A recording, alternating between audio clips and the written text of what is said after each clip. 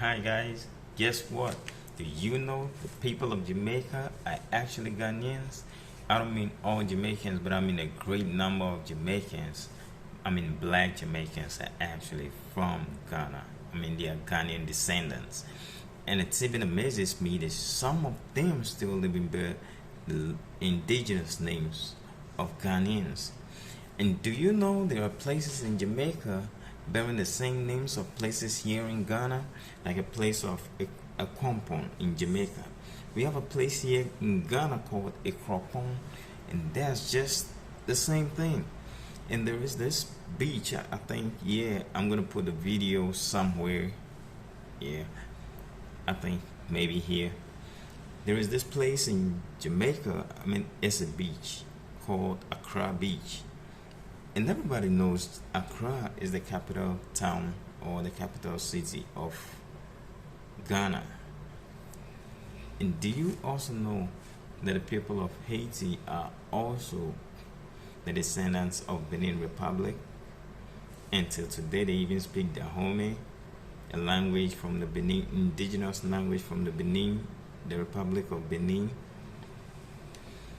Do you also know that the large number of black Brazilians are actually Nigerians and Igbos to be precise?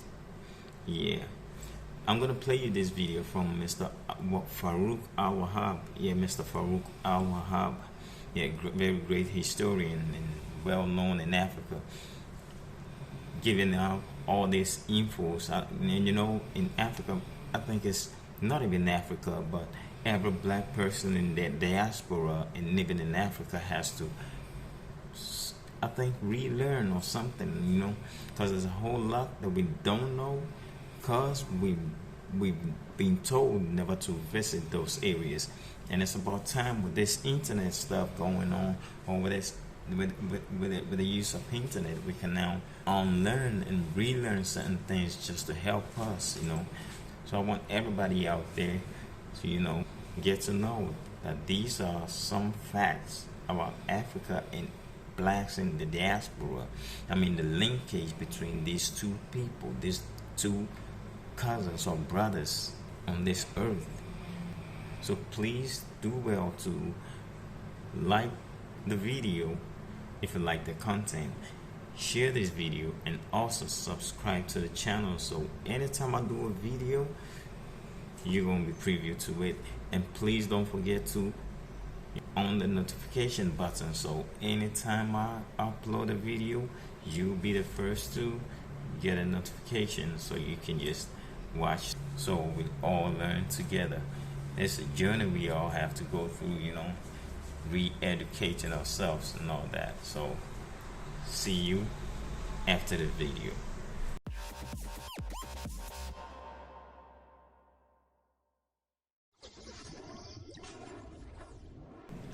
Well, good evening once again for having me on your cherished program, and then also to treat this topic with you and all of us, to at least to learn some things that maybe we've left untouched, or pretty much we did not learn from our school.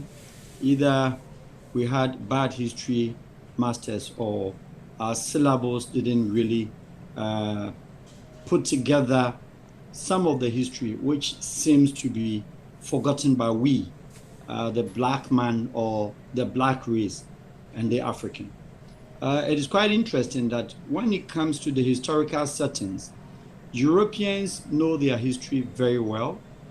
Until now today, European kids, at least they will be able to tell you, secondary school children or secondary school students, university, even primary schools, they will be able to tell you the history of Europe, and even still talk about the history of the world, the Americans, and also the Asia, to some extent the African.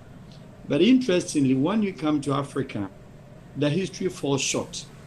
We have our histories to some extent even being doctored deliberately, or we have not made our students, or the African, not necessarily a student, to understand the history of Africa. So it gives us a kind of distorted identity link cultural, a breakdown of cultural tradition, which very much is stimulating and then bringing down the Renaissance and the Africa as a continent or African people.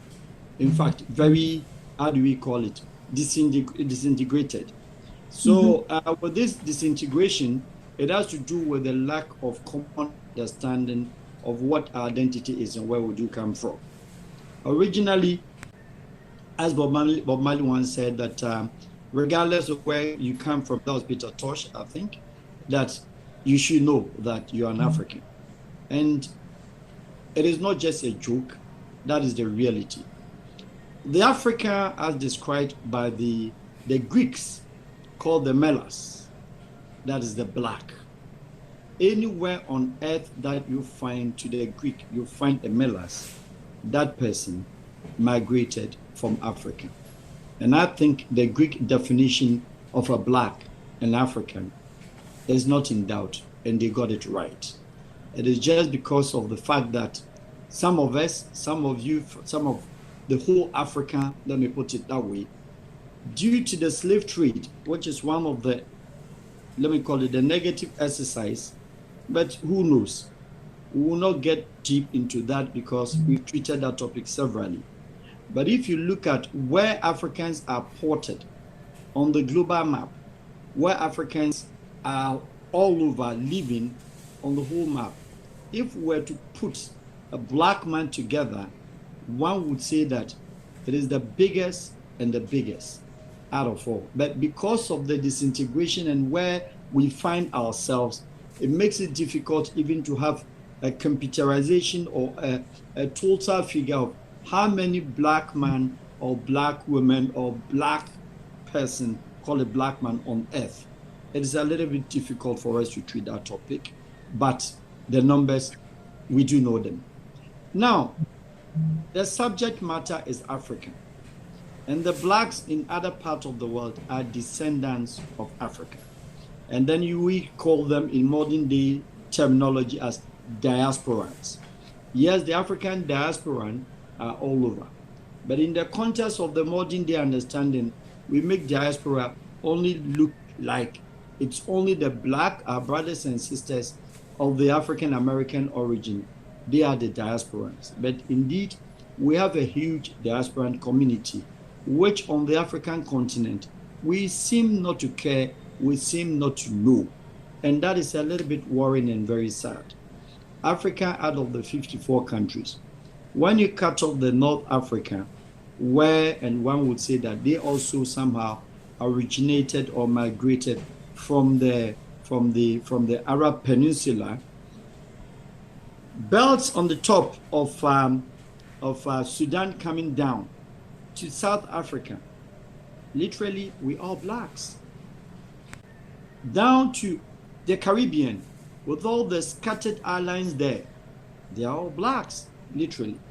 And then when you go to a place where I would like to exert some energies, you're talking about the Pacific.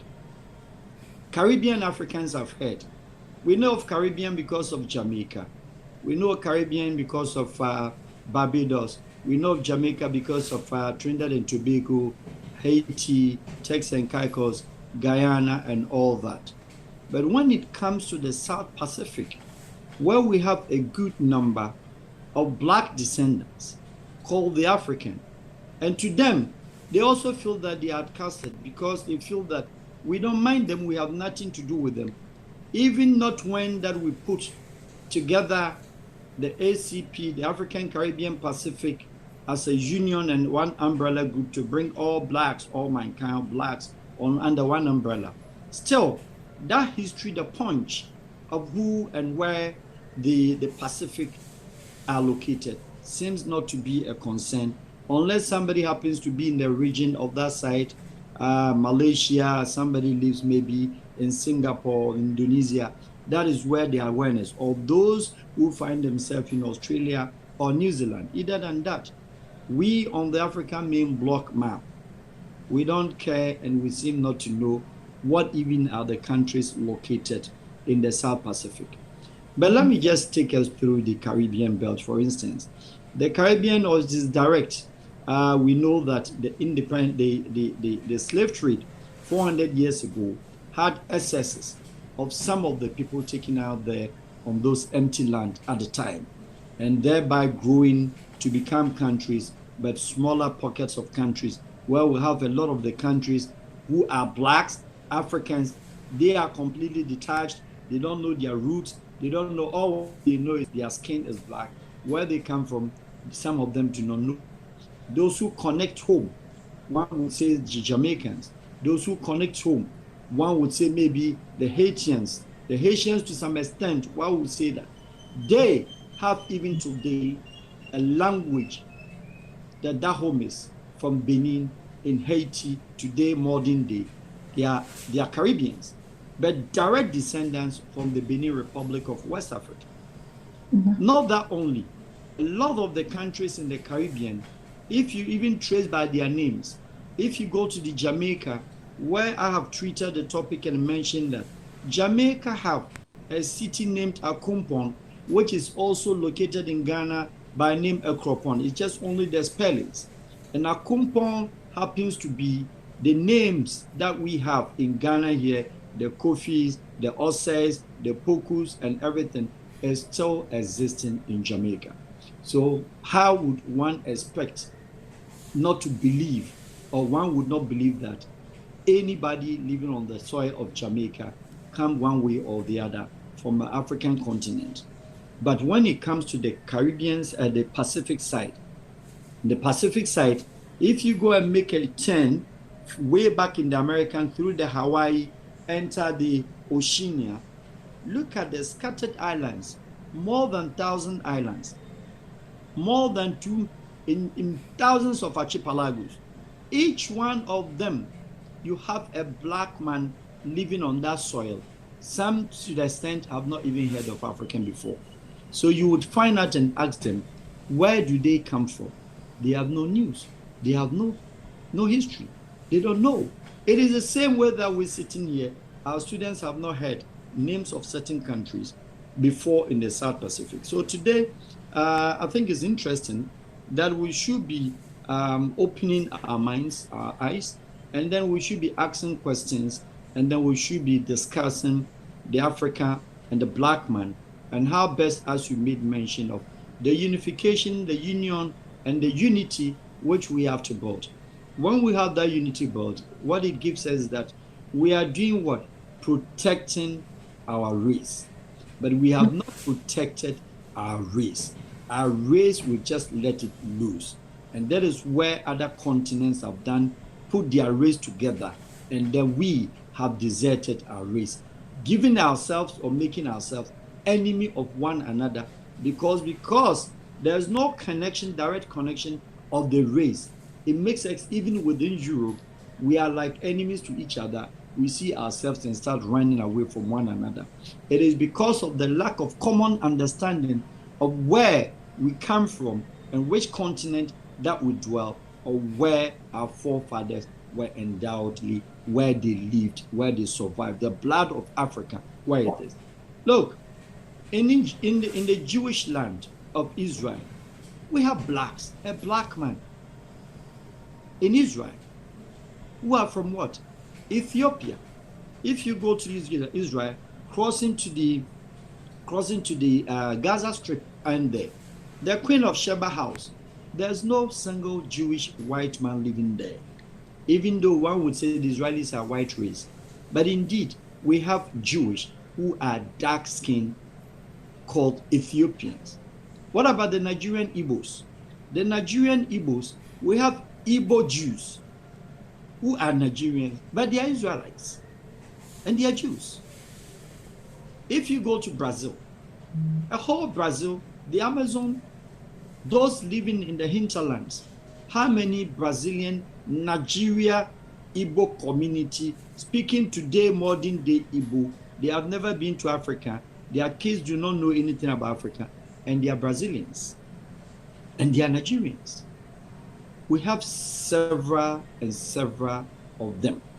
So if you come back to the African continent, clever thing that some presidents, including the former president of Ghana, Mr. Jokum Kufuor, President Kufuor, the late Muammar al-Gaddafi, Festus Mogae of Botswana, Thabo Mbeki, and then some of those leaders cleverly, they decided that if you look at the departments called the regions of Africa, where we have the north of Africa as one region, we have the east as one, west as one, central and the south, being the fifth of 5 regions, they sat down and created that no, the biggest community uncounted or unaccounted for, which is part of Africa, is the African diaspora in this sense. So therefore, let us put them together and then call it the 6th region of Africa, which happens to be, they were put literally on a country, on a paper, called the 57th state of Africa, instead of 56 countries on the African continent. So if you look at it from that point, Africa indeed is counted on the African Union not as 56 countries, but rather 57. When this idea was enacted or designed or created, one would have expected that we take it up after these presidents were out of office. The other presidents that came, in my view, have done a great disservice to such kind of a brilliant knowledge put out there by these presidents I've mentioned, which of course Obasanjo played also a very key role. Because if we had done that, when we meet at the ACP, the African Caribbean Pacific Summit, they decide, they always talk about oneness, we talk about one identity, we talk about legacy, African tradition, etc. A whole lot of topics are discussed. But just after they leave, you find out that the real communique or whatever was discussed is not followed up suit.